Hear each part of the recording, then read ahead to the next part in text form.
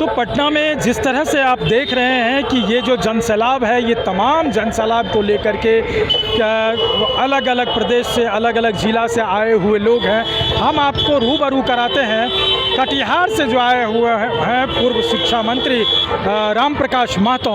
उनका जो कहना है वो कहने को आप सुनिए कि आज के जनसैलाब पर और महागठबंधन के इस वोटर अधिकार यात्रा पर क्या कुछ कहने जा रहे हैं। क्या कुछ कटिहार से समेट के लाए हैं? कटिहार से बड़ी संख्या में राष्ट्रीय जनता दल का तमाम जो मजबूत साथी है सब पटना में है। सैकड़ों नहीं, हम समझते हैं हजारों की संख्या में कटिहार से इस समापन जो वोटर अधिकार यात्रा के समापन का था, शीर्ष नेतृत्व का निर्देश भी था कि समापन में मजबूती से राष्ट्रीय जनता दल की भागीदारी होनी चाहिए। हालांकि हम कल ही आ गए थे, सब लोग अभी सुबह आए गाड़ी से, सड़क मार्ग से, रेल मार्ग से।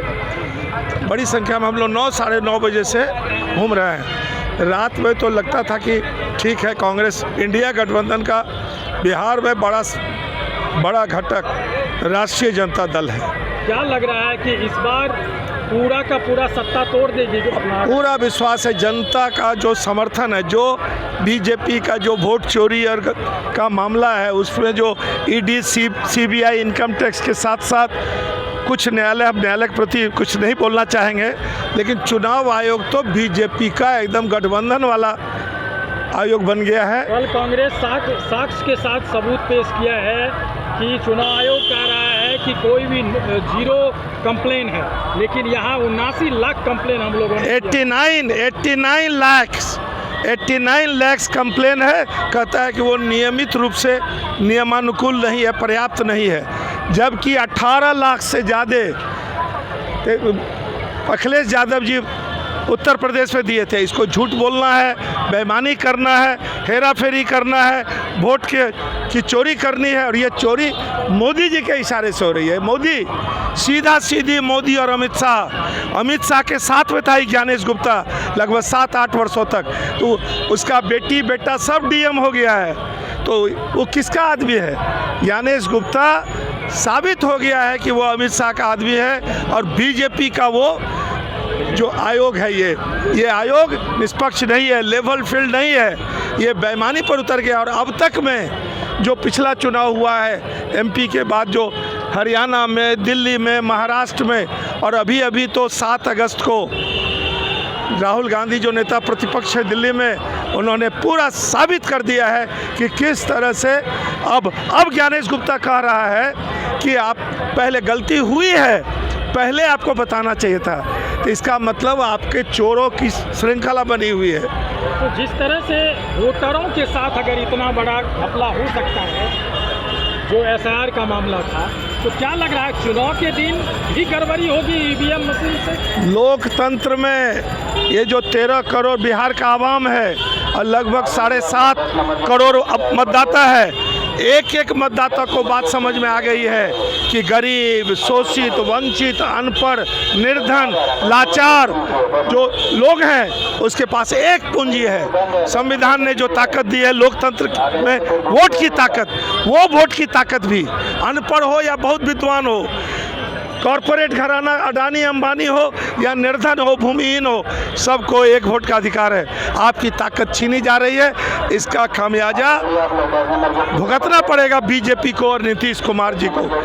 एक तरफा तेजस्वी यादव और इंडिया गठबंधन, Rahul Gandhi, CPI, Congress, CPI, CPM, माले, वीआईपी और आरजेडी। चूंकि आरजेडी ड्राइविंग सीट पर है, हमारा चेहरा, मुख्यमंत्री का चेहरा तेजस्वी यादव है। कह रहे हैं मुख्यमंत्री का चेहरा तेजस्वी यादव है, आपके जो गठबंधन है वो तो नाम लेना भी नहीं चाहते। बोलेगा रे भाई, बोलेगा, देर से बोलेगा, लेकिन बोलना पड़ेगा ही। आज के शो में कल तक आपकी तैयारी थी, हमारा बड़ा गठबंधन है, राष्ट्रीय स्तर पर कांग्रेस बड़ा गठबंधन है, लेकिन बिहार में जन में राष्ट्रीय जनता दल, लालू यादव, तेजस्वी यादव और लालटेन घुसावाई। बात समझ लीजिए, आज सुबह से सड़कों पर अगर 1 लाख लोग घूम रहा है तो 90,000 लोग राष्ट्रीय जनता दल, बाकी इंडिया गठबंधन भी है, लेकिन राजद पूरा छाया हुआ है। पूरा बिहार का नौजवान, पूरा बिहार का राजद समर्थक, तेजस्वी समर्थक, आदरणीय लालू जी समर्थक आज पटना की धरती पर है। तो आप देख सकते हैं ये राष्ट्रीय जनता दल का जत्था और ये गांधी मैदान पहुंच रहा है। आप देखिए हज़ारों की भीड़ है गांधी मैदान में।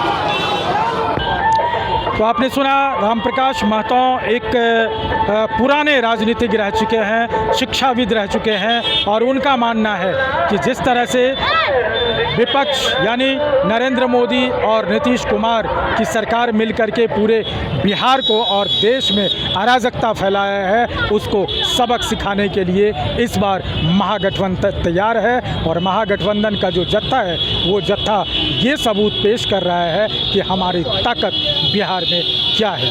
कमलेश आनंद, KBC न्यूज़, पटना।